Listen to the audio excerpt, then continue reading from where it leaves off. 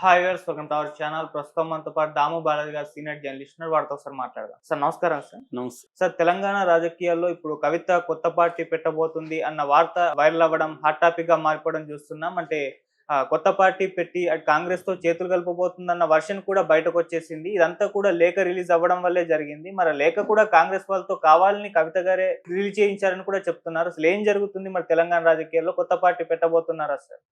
కవిత ఒక letter leak అవ్వడంతో తెలంగాణ రాజకీయాల్లో స్తబ్దుగా ఉన్న రాజకీయాల్లో ఒక్కసారిగా అలజడి మొదలైంది.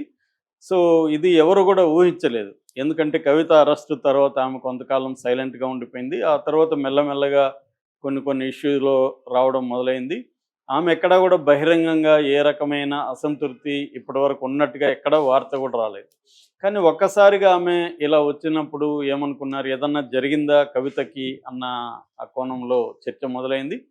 సో ఆమె గత కొంతకాలంగా, అంటే తను అరెస్టు అయినాక కేసీఆర్ రాలేదు, చూడలేదన్న అసంతృప్తి ఉంది. ఆమెకు తల్లిదండ్రులు వచ్చి తనని జైలుకి వచ్చి పరామర్శించలేదు. ఇదే కేటీఆర్ జైల్లో ఉంటే ఇలాగే ఉండేవాళ్ళ, కూతురు కాబట్టి నన్ను ఇది చూస్తున్నారు, నేను ఎంతో చేశాను, ముఖ్యంగా తెలంగాణ జాగృతితో నేను బతుకమ్మ ఫెస్టివల్ ఇలాంటివి చేసి ఊరూర తిరిగి స్త్రీలందరినీ ఆర్గనైజ్ చేశాను, ప్రపంచవ్యాప్తంగా ఉన్న తెలంగాణ ప్రజలని ఆర్గనైజ్ చేయడంలో నా పాత్ర ఉంది, అయినా కూడా నన్ను మా నాన్న ఇలా చేస్తున్నాడు అనేది ఆమెకు ఒక సీరియస్ అసంతృప్తిగా ఉంది.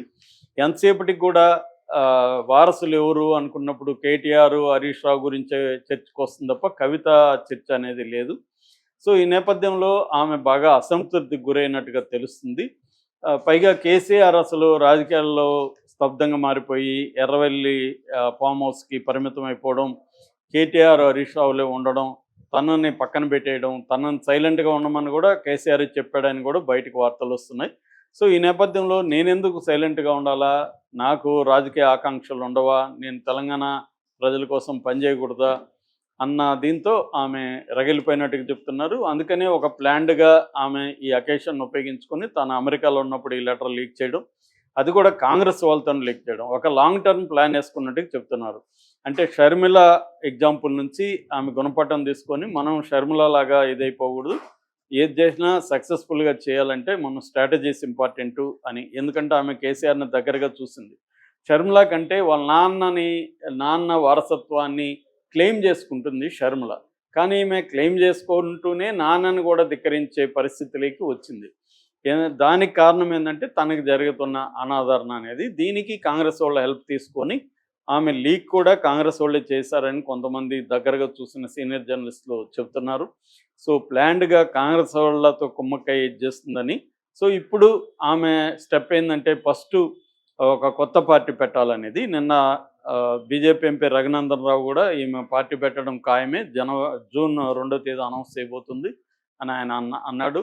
అట్లాగే ఈరోజు బంజారా హిల్స్ తన నివాసంలో మన సింగరేణి దగ్గర నుంచి వచ్చిన తెలంగాణ జాగృతి నాయకుల్ని ఆమె కలిసింది, సమావేశమైంది. సో ఆమె వరుసగా సమావేశాలు నిర్వహిస్తుంది. దీన్ని బట్టి ఆమె కాంగ్రెస్తో ఆల్రెడీ ఒక ఒప్పందం కుదుర్చుకొని డైరెక్ట్గా కాంగ్రెస్లో చేరితే ఇప్పుడు ఇబ్బందిగా ఉంటుంది, బీఆర్ఎస్ని చీల్చిన అపఖ్యాతి కాంగ్రెస్కి వస్తుంది. కాబట్టి ఆమె ముందుగా సొంత పార్టీ అనౌన్స్ చేసి బీఆర్ఎస్ ఎమ్మెల్యేలని చీల్చాలి. ముఖ్యంగా ఏంటంటే రేవంత్ రెడ్డికి తలనొప్పిగా ఉండేది సిటీ చుట్టుపక్కల, సిటీ అండ్ గ్రేటర్ హైదరాబాద్లోనే బీఆర్ఎస్కి బలం ఉంది. దాదాపు 39 సీట్లలో 18 పైన ఇక్కడే వచ్చాయి. అందుకని దీన్ని టార్గెట్ చేస్తూ కవిత గ్రేటర్ హైదరాబాద్ ఉండే బీఆర్ఎస్ నాయకుల్ని ఎక్కువ మందిని చీల్చుకొని తను పార్టీ పెడితే రేపొద్దున ఆ పార్టీని కాంగ్రెస్లోకి కలిపేసే అవకాశం ఉంటుంది. అప్పుడు ఆమె కాంగ్రెస్లో ఒక ఇంపార్టెన్స్ ఉంటుంది అనేది ఆమె ఆలోచిస్తున్నట్టుగా చెబుతున్నారు. ఇదంతా వైల్డ్ గస్సా పాజిబుల్లా కాదని చెప్పలేము, కానీ జరిగే అవకాశాలు, ఆమెని పరిస్థితి చూస్తే మాత్రం ఆమె సీరియస్గానే ఉంది. ఎందుకంటే కేసీఆర్ ఇప్పటి వరకు మళ్ళీ కూడా ఆమెకు అపాయింట్మెంట్ ఇవ్వలేదు. ఇంత జరిగినా కూడా కేసీఆర్ పిలిచి మాట్లాడాల్సి ఉంది, కేసీఆర్ మాట్లాడలేదు. కేటీఆర్, హరీష్ రావు ఆమెని కలిసి డిస్కస్ చేసినట్టుగా కూడా మనకి సమాచారం లేదు.